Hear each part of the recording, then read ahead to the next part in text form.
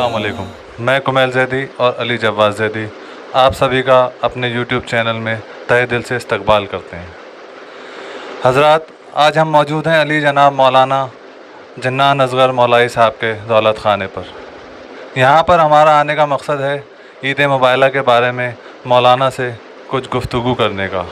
تو آئیے ملاقات کرتے ہیں علی جناب مولانا جنان اصغر مولائی صاحب سے۔ بسم اللہ الرحمن الرحیم۔ میں سب سے پہلے تمامی ناظرین کو بہت بہت مبارکباد پیش کرتا ہوں عید مبارکہ کی مناسبت سے،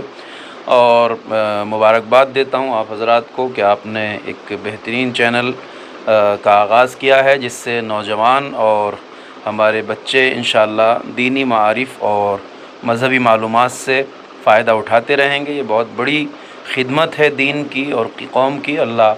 آپ کی ٹیم کو جزائے خیر عطا کرے۔ واقع مباہلہ جو 24 ذی الحجہ جس کی تاریخ ہے، اور یہ تاریخ اسلام کا ایک اہم ترین واقعہ ہے، اور یہ واقعہ در حقیقت جو مذاہب اسلام کے مقابلے میں ہیں ان کے اوپر اسلام کے غلبے کا دن ہے۔ ہم جانتے ہیں تاریخی واقعے کے اعتبار سے جو یہ واقعہ رونما ہوا ہے وہ یہ ہے کہ پیغمبر اکرم کے ساتھ مسلسل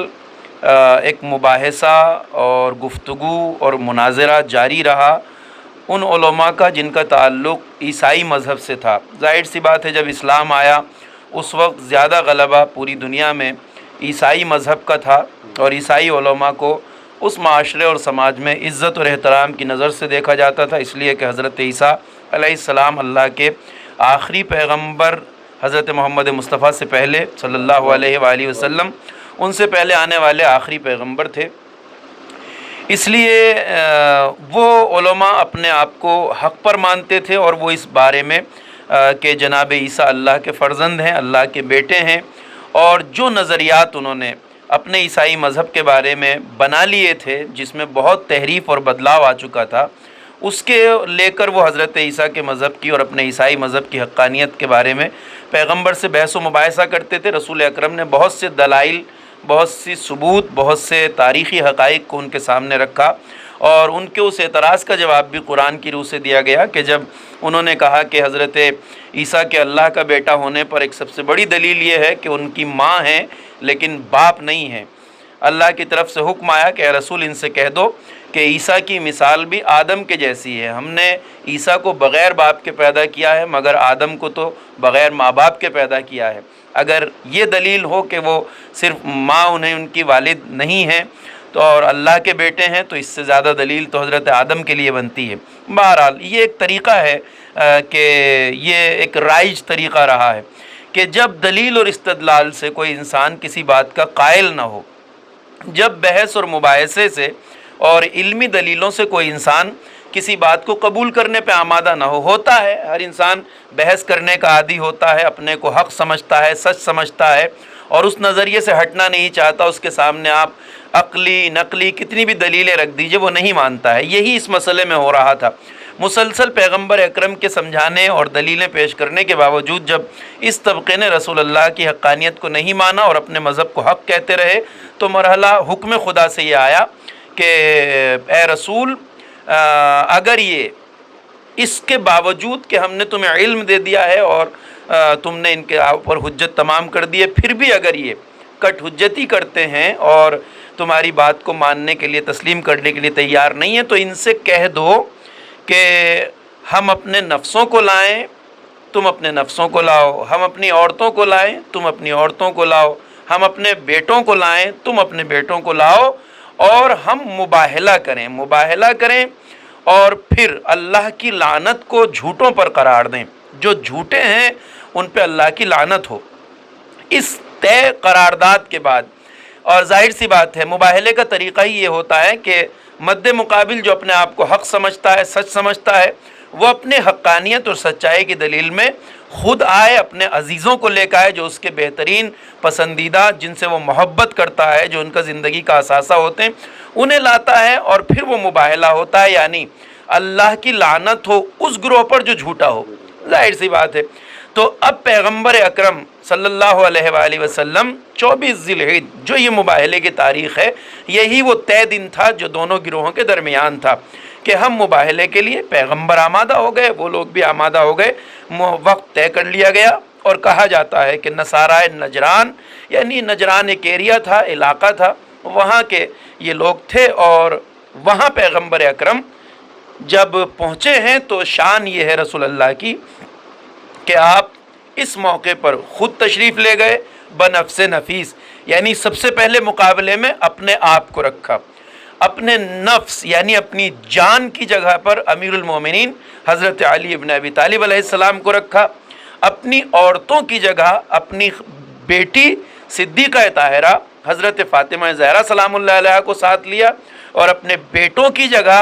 امام حسن اور امام حسین کو آپ نے ساتھ لیا، اور بڑے عجیب شان سے پیغمبر اکرم مباہلہ کرنے کے لیے، یہ مقابلہ کرنے کے لیے عیسائیوں سے، نصارائے نجران سے مدینے سے نکلے اور اس طے شدہ مقام کی طرف روانہ ہوئے۔ تاریخ بتاتی ہے کہ وہ مقابلے کے لیے تیار تھے، انہوں نے مقابلے کے لیے وعدہ کر لیا تھا، مباہلہ طے تھا، مگر کہا جاتا ہے کہ جب ان کے بڑے بڑے علماء نے، جو ان کے صاحب علم افراد تھے، جب ان شخصیات کو آتے دیکھا مباہلے کے لیے، مقابلے کے لیے، جن میں پیغمبر اکرم ہیں، مولا امیر المومنین ہیں، حضرت فاطمہ زہرا ہیں، شہزادہ امام اور امام حسین علیہ السلام، ان پاکیزہ ہستیوں کو جب آتے دیکھا، اور یہ رسول اللہ کے اپنے تھے، یعنی یہ خاندان رسالت، یہ اہل بیت رسول اللہ تھے، اور ان سے زیادہ قریب پیغمبر کا کوئی نہیں تھا، اور جب ان چہروں کی عظمت کو دیکھا تو کہا جاتا ہے کہ انہوں نے اپنے تمام عیسائیوں کو علی اعلان کہا کہ آج ہم ایسے چہروں کو دیکھ رہے ہیں، ایسے چہروں کو دیکھ رہے ہیں کہ اگر یہ پہاڑوں کو بھی اشارہ کر دیں تو وہ بھی اپنی جگہ چھوڑ دیں گے، یعنی یہ ایسے سچے ہیں جن کی سچائی میں شک کرنا ہمیں تباہ کر دے گا، نسل نصارہ کو، نسل عیسائیت کو مٹا کے رکھ دے گا۔ اس لیے انہوں نے یہ مقابلہ کرنے سے، مباہلہ کرنے سے توبہ کی، اور جو جزیہ ٹیکس ہوتا ہے اسلامی مملکت میں رہنے کا وہ دینا قبول کیا۔ یعنی واقعہ مباہلہ ایک تو اسلام کی برتری اور حقانیت کا دن ہے، دوسرے عظمت خاندان رسالت یعنی اہل بیت رسول اللہ کی عظمت کو دنیا کے سامنے واضح کرتا ہے کہ یہ ایسے پکے، سچے اور باکردار افراد ہیں کہ اپنے تو اپنے دشمن بھی جن کی عظمت کردار کی گواہی دیتا ہے۔ یعنی جب مقابلے اور مباہلے پہ آنے والے عیسائیوں نے ان کی عظمت کے آگے سر جھکا دیا اور وہ ہلاکت سے بچا لیا انہیں اپنے آپ کو، تو اگر کوئی مسلمان ہو کر اہل بیت اطہار علیہ السلام کی حقانیت کو نہ مانے، ان کی عظمت کو نہ مانے، تو وہ ان عیسائیوں سے بھی بدتر ہے جو روز مباہلہ مقابلے کے لیے، مباہلے کے لیے آئے تھے، مگر انہوں نے توبہ کر لی، قدم پیچھے ہٹا لیے۔ تو دو چیزیں، ایک تو عظمت اسلام، حقانیت اسلام، عظمت اہل بیت، اور ہمیشہ کے لیے اسلام کے دیگر مذاہب پر غلبے کا دن ہے۔ اسی لیے عید مباہلہ ایک بہت بڑی خوشی کا دن ہے جسے امت اسلام اور تمام مسلمان خوشی کے دن کے طور پہ مناتے ہیں، عید کے دن کے طور پہ مناتے ہیں، اور اس کے لیے تاکیدات اور پیغمبر اکرم سے روایات، معصومین علیہ السلام سے روایات نقل ہوئی ہیں کہ اس دن محبان اہل بیت اور تمام امت اسلام خوشی منانے کا احترام کرے، اہتمام کرے، اور عید مباہلہ کو خوشی کے ساتھ منایا جائے۔ بہت بہت شکریہ جناب نے آپ سب کے سامنے عید مباہلہ کے بارے میں تفصیل سے بیان کیا، اور آپ سبھی کو میں اپنے چینل کی طرف سے ایک بار پھر عید مباہلہ کی بہت بہت مبارکباد پیش کرتا ہوں۔ 72 کربلا مارٹیئرز۔